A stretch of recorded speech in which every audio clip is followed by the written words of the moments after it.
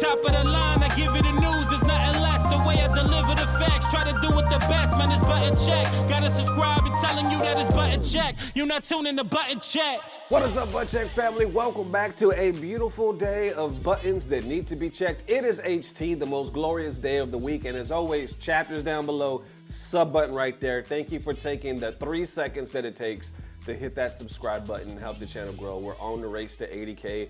I want to hit 100 this year, man, but first we got to hit that 80. So thank you guys for the tremendous love. We got some buttons that must be checked because it's just breaking, I want to say, like as of late last night, early this morning. So without further ado, let's go. All right, now into that real reason that Capcom is struggling to update Street Fighter 6 buttons that need to be checked. So this is interesting kind of way that it played out for me. I was watching a video earlier today titled Capcom is selling Street Fighter 6 without updating it, and it's from Shocking Cost TV, so we'll get into that in a second, but link down below if you want to check out his whole video. But he got to this interesting subject of why they're having such a hard time focusing on it, and then when I did some research on the back end, kind of like just on this particular topic, I was like, nah, this all makes sense. Now granted, I've actually read some comments and heard people say something like this similar. But looking it up on my own, I'm like, holy shit, now that I'm just literally focusing on this topic, it's clear. At least it's finally clear to me and it's clicking. So let's start right here with Capcom is selling Street Fighter 6 without updating it. It's literally just like a minute. Check it out. For dealing with any customer, it is important to manage their expectations through regular and consistent communication. Now let's look at the money. People keep asking, why isn't Capcom pouring every resource into this? Because Street Fighter is not their biggest engine. According to Capcom's own franchise sales data as of September 30th, 2025, Resident Evil is over 178 million units in sales, Monster Hunter with over 123 million units, Street Fighter is 58 million units. Let it be known, Street Fighter 6 is a hit. It sold over 5.7 million copies, but inside Capcom, it is competing with franchises that print triple that amount. This explains the resource allocation issue. Street Fighter 6 gets steady support, but it does not get the emergency all hands on deck support. Capcom is a portfolio company, and right now Street Fighter is the prestige piece but not the primary breadwinner. We should also note that this is not just Western entitlement. Japan are also voicing their concerns and issues. We are seeing from the Japanese players and creators is that they are having the exact same frustration, just framing it differently. Prominent Japanese community voices have been asking the hard question. The game sold 6 million copies. How many of those were sold to the professionals? They're essentially pointing out the exact same flaw. Capcom is balancing the game for the 1% of tournament players while the other 5.9 million people are bored.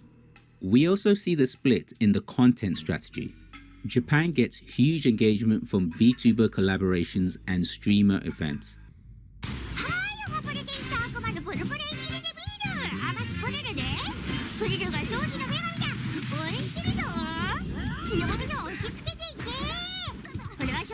These are things that land perfectly in their domestic market, but the content that does not really translate very well to the West.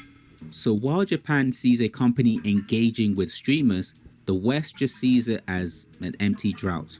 Technically, they're not wrong. They're just doing things, just not in the way that players actually care about. Okay, so there you have it. Now going back to what he was saying about the money. Resident Evil, 178 million, I guess thus far. Then we go to Monster Hunter, 123 million thus far. And then Street Fighter 6, 58 million. So you can see. Now, my dumb ass, you know, I guess I never really looked at the, coming into the fighting game community. I wasn't really big on knowing the names of the devs or how the game was made. I was just a casual. Just like most of us, I would say, like I just wanted to play the game, didn't really care about how the hot dogs were made, so to speak. I just wanted to play the game. But then I feel like once you come into the community, once you come into the FGC and you start focusing on certain things, you can't help but to like understand and want to learn more, especially how these games are made. Then lo and behold, one day you become a damn content creator, you know, call yourself button check, and now you're really like in the scenes and you're meeting some people. So I thought for the longest time, like at Capcom, like they just had their Street Fighter division,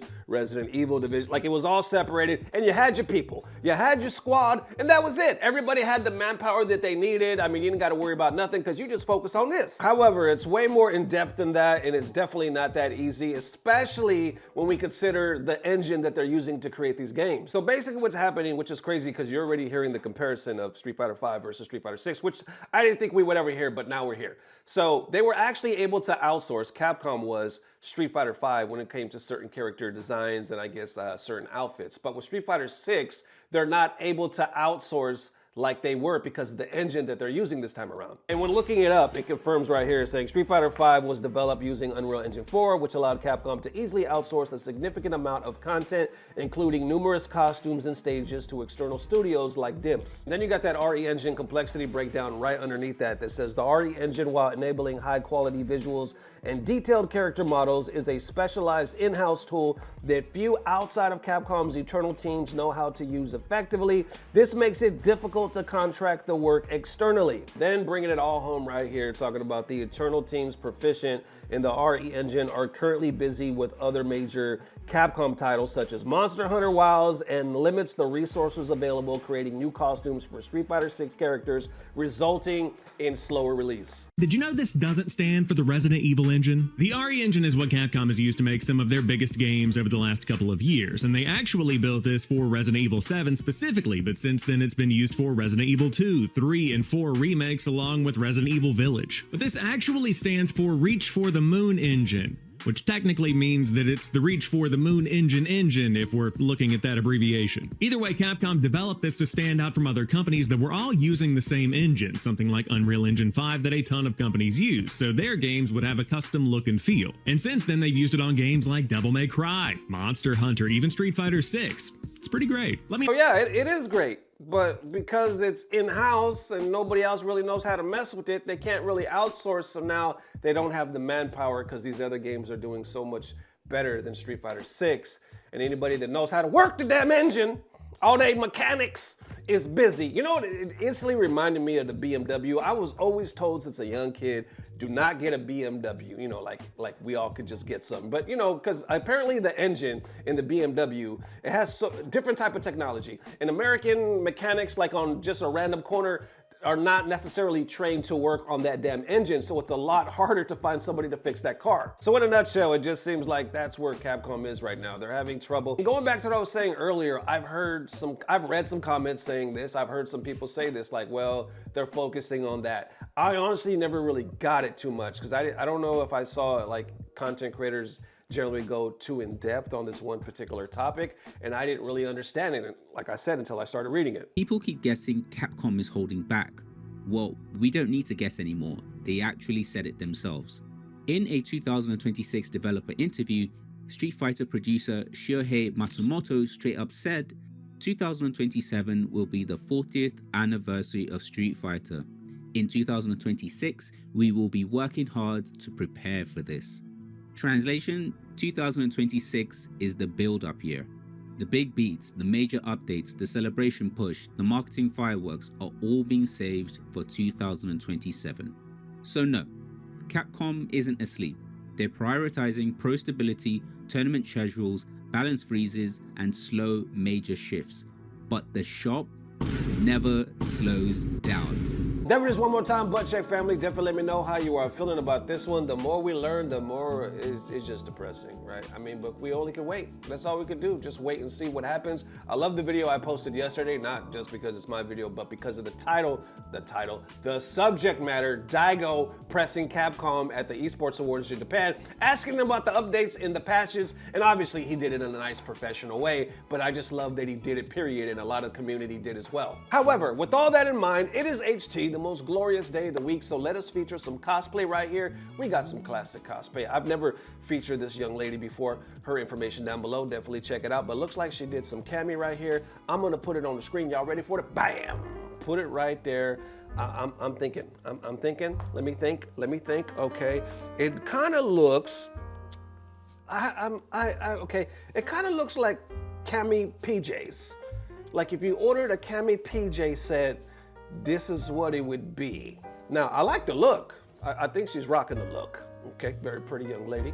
But I feel like, I don't know, maybe I'm just used to something different.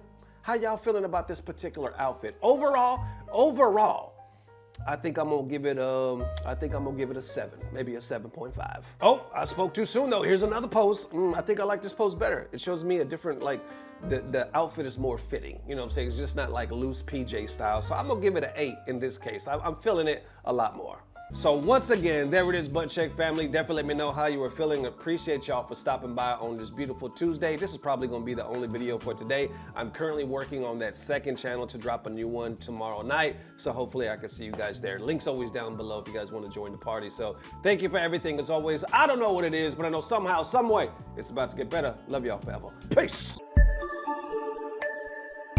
Blah, blah, blah. Subscribe. So dealing with any customer, it is important to manage their expectations through regular and consistent communication. By the way, I would just like to take this moment in the video to give a shout out to Shocking Cause TV. And no, I don't know them, but I believe they just started this year and their channel is literally just starting. Like, I think they got about 3K subscribers and they're dropping banger. They're dropping banger after banger. And if I could summarize how I feel about them, I feel like they're a mixture of Roofamonger and Core A Gaming. Like if Core A Gaming and Roofamonger had a baby, it would be Shocking Cause TV. And I think we all could agree that that baby, wow. And questionable sex appeal aside, I think we could all agree that this kid would be well-spoken as hell, articulate, and just drop banger content. And he can grow a damn beard like a motherfucker.